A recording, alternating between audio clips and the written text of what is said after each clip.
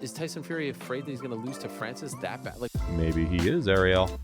According to reports from the boxing world, Tyson Fury will fight Francis Ngannou in a boxing exhibition, and the fight is expected to be announced in the coming days. That, according to Ariel Helwani, is an absolute bummer. The exhibition only favors Tyson in the sense that, Floyd does these exhibitions because he wants to keep his record intact, right? The perfect record. Is Tyson Fury afraid that he's going to lose to Francis that bad? Floyd did do the one against Conor and the 50-0 one. Give us one. Give us Tyson versus Francis. While it's true that a boxing exhibition doesn't have the same impact as a professional boxing bout, it would still be a lucrative fight for Ngannou, who parted ways with the UFC mainly for boxing opportunities. He even gave up on a fight against John Jones for that reason.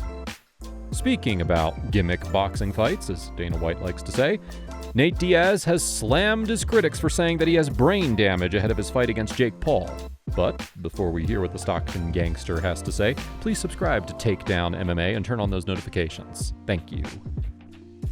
Nate Diaz has a message for those saying he has brain damage due to repeated blows to his head.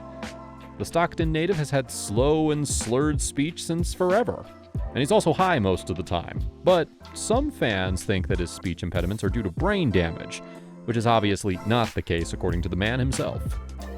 I've never been knocked out. I've never really been even stunned stupid or nothing like that. So, and people in these will talk about how I talk and how I'm got CT or some shit. I'm like, bro, I've been talking this way the whole fucking time. It ain't got nothing to do with getting hit or none of that, and I'm smarter now than ever. As far as Diaz's next opponent, Jake Paul, is concerned, Diaz thinks he's in for a rough night in August. I think that he's got a long night ahead of him. I believe I do as well, but I'm not afraid of it, and I'm ready to rock and roll. Unsurprisingly, Paul thinks he's going to win because he's simply the better boxer, and will prove it come fight night by securing a knockout, regardless of how sturdy Diaz's chin may be. Like I said, I'm going to go out there and prove that to the world and prove that to Nate. And when he's in there, he's going to see that firsthand. He's going to feel it firsthand. He's going to realize, damn, what did I get myself into? This is obviously a completely different sport. And he's amazing in MMA. He's one of the toughest fighters in MMA. He can take all those punches in MMA. He can knock out Conor McGregor, all of these things. But when he's in there with me, it's going to be a whole different ballgame. Is Conor McGregor a night person? The Notorious has lost all 6 of his fights as a TUF coach against Michael Chandler, and that has people questioning his coaching skills. A few weeks ago, Team Chandler's Kurt Hallibo revealed how McGregor lets the SBG coaches do his job, and he's rarely there for his team members. That's not entirely true, according to Aaron McKenzie, who has revealed that McGregor likes to train his guys in the evening. He doesn't attend the morning sessions, however, which are coached by John Kavanaugh, Owen Roddy, and co. The day after Wonderboy was there, he was gone for 3 or 4 days for filming. But other than that, he was there every day pretty much. He was at night practicing. But I'll tell you straight up, he wasn't at a lot of morning practices. Could probably count the morning practices on one hand that he was at. But they were always set up to be good with one of the other coaches. There was never a moment where we were like, okay, what are we doing, right? The morning sessions we knew were always going to be run by somebody else, and he would have most of the evening sessions. McGregor, who requires 6 months of regular testing, hasn't re-entered the US ADA testing pool, which technically means he won't be able to compete this year. But Dana White remains hopeful that he will. Will we see McGregor versus Michael Chandler on one of those cards? I hope so. Do you think there's still a chance of them fighting this year? 100%. Michael Chandler is also hopeful that he will fight the Irishman this year. George St-Pierre is set for a submission grappling bout at a Fight Pass Invitational event in December. But who will his opponent be? Anderson Silva, Khabib Nurmagomedov, or Kamaru Usman? They are all very attractive, but everybody has a different agenda. Some are training for upcoming title fights.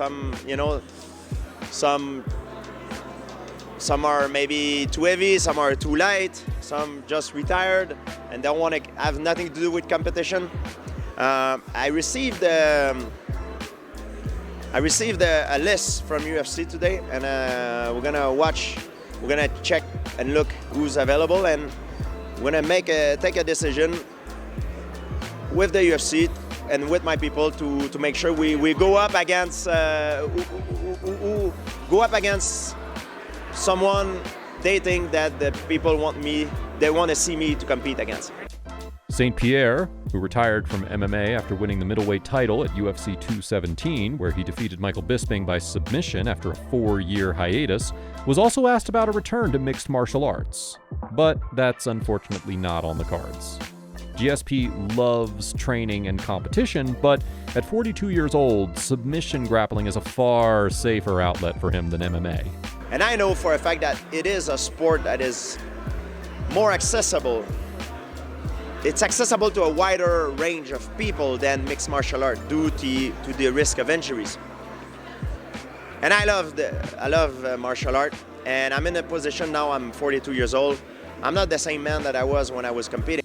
Who should George St-Pierre face in his submission grappling match?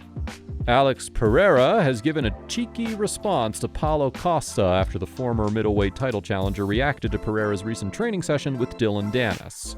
If you guys see the clip, Danis is pretty much dominating Pereira on the mat, which has made many, including Costa, worry for Pereira's well-being against Jan Blachowicz at UFC 291.